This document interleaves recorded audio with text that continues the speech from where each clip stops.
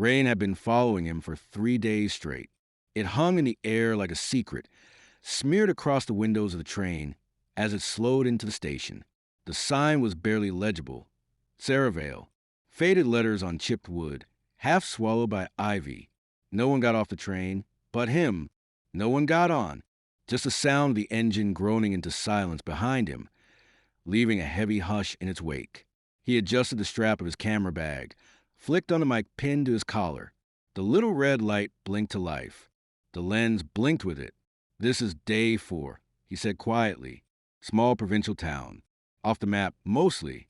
No reliable GPS locals say strange things happen here. Stories about shadows, or the lack of them. I'll be staying 3 nights. The station was deserted. Not just quiet, empty. No booth, no schedule board, no attendant. He stepped outside into streets too clean, too quiet. Pale buildings pressed close together like they'd grown suspicious of open spaces. Every house had curtains drawn. No music, no distant chatter, no barking dogs. He kept filming. Along the main road, the lampposts leaned slightly, casting dull halos on the wet asphalt. That was the first thing he noticed. The light felt wrong, diffuse, like it never truly landed anywhere. And though the rain had stopped, there were no puddles, no reflection, and no shadows, not even his own. He lifted his hand in front of a street lamp. Nothing. At first, he thought it was the angle, then maybe the camera filter. He checked. The display was clear. Still no shadow. A flicker of something crawled in his stomach. He reached the inn by dusk, a low, creaking place with a sagging roof and a carved wooden sign that read, simply, Rooms. A woman answered the bell. Mid-50s, gray bun pulled tight, face taut as rawhide. Her eyes didn't meet his. "You're the one filming," she said. Not a question. He nodded. Only one room left. He signed the ledger. No names above his. None below. Just him.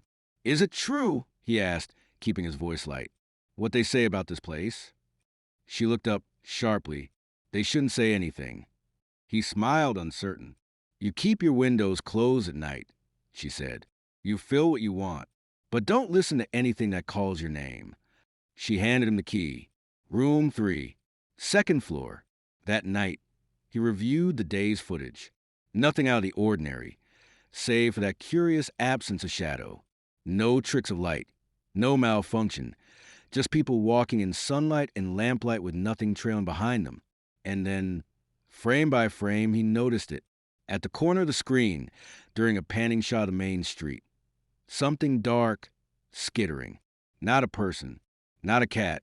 It clung to the wall like a smear of ash and moved with purpose. He rewound, slowed it down. There, again, a long, thin silhouette, peeling itself from behind a woman as she passed a shuttered shop. It slithered along the bricks, flat as ink, then vanished behind a drain pipe. The woman didn't notice. His skin went cold. He paused the frame. The shape had no face, no features, but something about the way it leaned, watched, made his breath catch. He sat back in the creaking chair of the little room, the window behind him tightly latched, the curtains thick and musty. From the hallway came a faint sound, a whisper, too soft to make out. Then again, louder, "Eli." His hand froze on the mouse. He hadn't told anyone his name. He barely slept. The whisper hung in his mind like a splinter. Not just a sound, a weight, as if it had been breathed directly into bones of the inn. He'd checked the hallway, of course, opened the door with his phone flashlight trembling in his grip, ready to brush it off as wind, as plumbing. But the corridor was still, suffocatingly still. Wallpaper curling at the edges. Carpet threadbare. No movement, no source. And no one said his name. Morning came gray and colorless. The sky a ceiling of damp wool. He filmed himself walking to the town square, if it could be called that, where a dry fountain sat in the center like an abandoned altar. Its basin was crusted with lichen. Cracks split the cherub stone face down the middle, leaving its mouth perpetually open in a silent wail. No birds. No insects. Not even a breeze. He passed a butcher's shop with meat displayed in the window, but no one behind the counter. The lights were on, the cash register open. A paper on the counter stirred once, just once, and went still again. When he pushed the door, it opened soundlessly. Inside, it smelled clean, too clean. He filmed the empty shelves, the full fridge, the faint hum of something mechanical under the floorboards. But the air prickled with static, and every time he turned away from a corner, he could feel something shift just out of frame. At the far end of the street, he finally saw a person, an older man, seated on a bench under a warped tree, just sitting, his coat too thin for the chill, hands clenched tight in his lap. Eli approached, camera running. "Morning," he offered. "Do you mind if I ask a few?" "They come when the light bends wrong," the man said, cutting him off. His voice was hoarse, eyes unfocused. Eli paused. "Who comes?" "They're not people. They follow. At first, just shapes. Then voices. Then they peel off. Take your shadow first. Then the rest." The man's eyes flicked to Eli's. "You still have yours?" Eli hesitated. I don't think so." "Then leave." The man gripped the bench, white-knuckled. "Tonight, don't look at the walls. Don't speak if it speaks to you. And for God's sake, keep the door shut." Something fluttered behind them. Eli spun around. Nothing, but his camera, hanging around his neck, clicked. He hadn't pressed anything. Later, reviewing the footage in a cafe that no longer served food but still played a warped radio station in the background, he saw it again. Just a moment.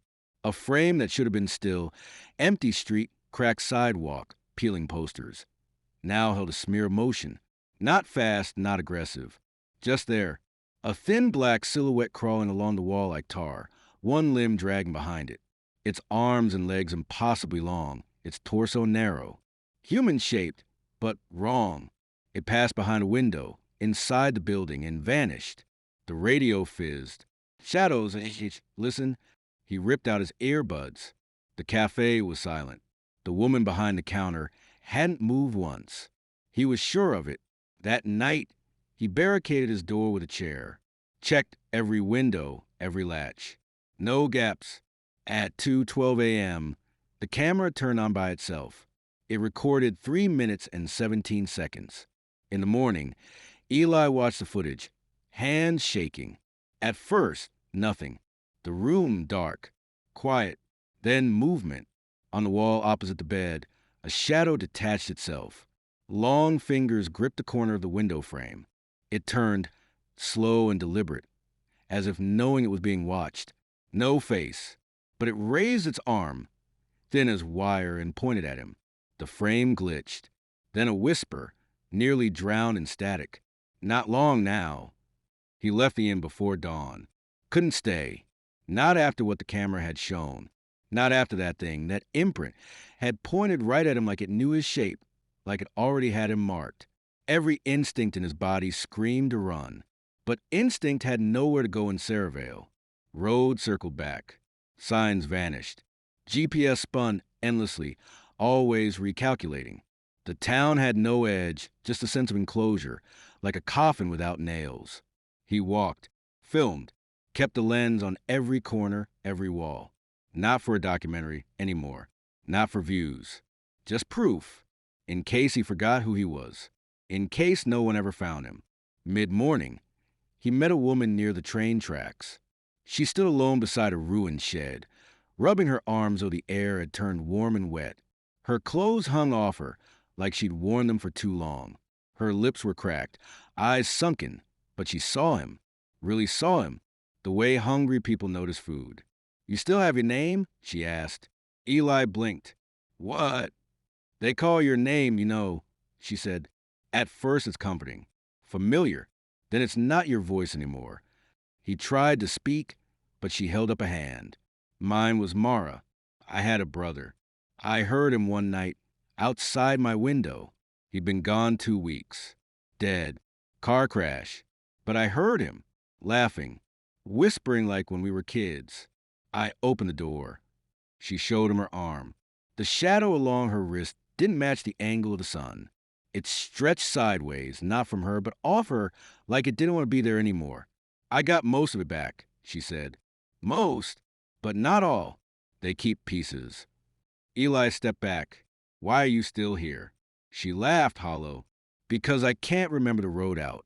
Can't even remember what day it is anymore. I think maybe I am out. Maybe this is what it looks like. That evening, the lights across town began to flicker, one by one, like candles snuffed out by breath. Eli filmed the main street again. A man staggered across the pavement with no shadow beneath him, just emptiness. He turned in a circle, confused, lost. Then his legs buckled, not from pain, not from violence, but as if gravity itself gave up on him. The man collapsed, silent. When Eli reached him, his body was cold. No pulse, no wound, just gone inside. Eli's reflection in a store window didn't blink with him. He touched the glass. His shadow, once faint behind him, detached, peeled like dead skin from his heels, stretched up the wall and began to climb. It didn't mimic him anymore. It had its own posture, its own gait. His breathing caught in his throat. That thing was him. But not him. It moved faster now, pulling itself into the cracks of the alley bricks. Eli chased, filming wildly, but it always stayed a step ahead, not afraid, but curious, like a predator playing with something still alive. Behind him, a voice whispered, "Let go." He turned, nothing, but his body felt lighter, less connected, like he was already halfway unzipped. He staggered back to the inn, his vision swimming. In the mirror above the sink, his face stared back, but it flickered, like the image couldn't decide whether to show him or something else. He took out the camera card, hid it in the lining of his bag, just in case. Then he heard it again, from inside the walls. His voice, calling, begging, laughing. Like, "I'm waiting." By the third night, Eli had stopped trusting his own mind. Sleep came in flashes. Dreams bled into waking. Voices followed him to the floorboards, whispering in doublespeak. The reflection in the window smirked when he didn't. When he blinked, it didn't. The weight of the city pressed into his chest, not like danger, but like surrender. And his shadow was gone. Completely. Not even a trace beneath him now. Not even in the lens. Just a man unmoored. Half there, he stood in the square again just before dawn, where the dried fountain waited in its crack basin, where light never quite landed right. The clouds churned above in a bruised sky. And across from him, in the far alley, something stepped out of the stone. It wore his shape, but not his movement. Too fluid, too tall. Its joints bent wrong, like bones learned secondhand. It looked at him without eyes, and smiled. Eli felt the pull begin in his gut, a sensation like thread unraveling, like some part of him still tethered to that thing, being pulled across a line too thin to see. It raised its hand, beckoned, and the voice came again, stronger now, inside his skull. "Eli, come back." But then something shifted. Behind him, faint, the click of a lighter, a scent, tobacco. He turned. The old man from the bench stood nearby, lighting a match against a rusted railing. His fingers shook, but his gaze was steady. "They only win if you believe that you," the man said. "That thing's hollow, fed by fear. It's not you, and you're not done." Eli's knees trembled. "I can feel it taking me," he whispered. "It's already taken so much." "It can't take what you choose to own," the man said. "You want your shadow back?" Eli blinked. "Yes." "Then reclaim it." The thing across the square moved. Faster now, urgent, stretching, unraveling, its limbs extending like black roots along the walls, rushing toward him. Eli dropped the camera and stepped forward. He didn't run. He didn't hide. He breathed. "I'm still here," he said aloud. "I know who I am." The words didn't feel strong. They trembled, but they were real, and real was all the thing couldn't be. The shadow stuttered mid-crawl, screeched, not aloud, but into his bones, and began to fall apart. It cracked like glass under heat, shivering lines spreading through its form. The limbs jerked. The face melted into shifting static. Then, in a moment of pure, wrenching silence, it snapped back into the wall, gone.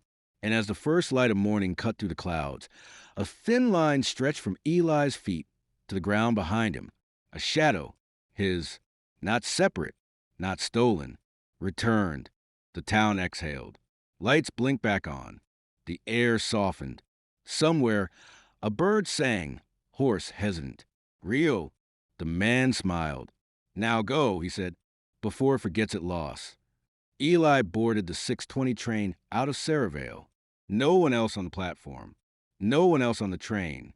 Just him and his shadow, long and dark in the aisle beside him. He didn't look back. Didn't need to. Weeks later, the footage was posted online. He didn't explain much. Just the facts. A strange town. Missing shadows. A narrow escape. Most people thought it was clever editing. An art piece. A few believed. But Eli knew the truth wasn't in the video. It was in the morning he stepped into the sun and saw himself whole again,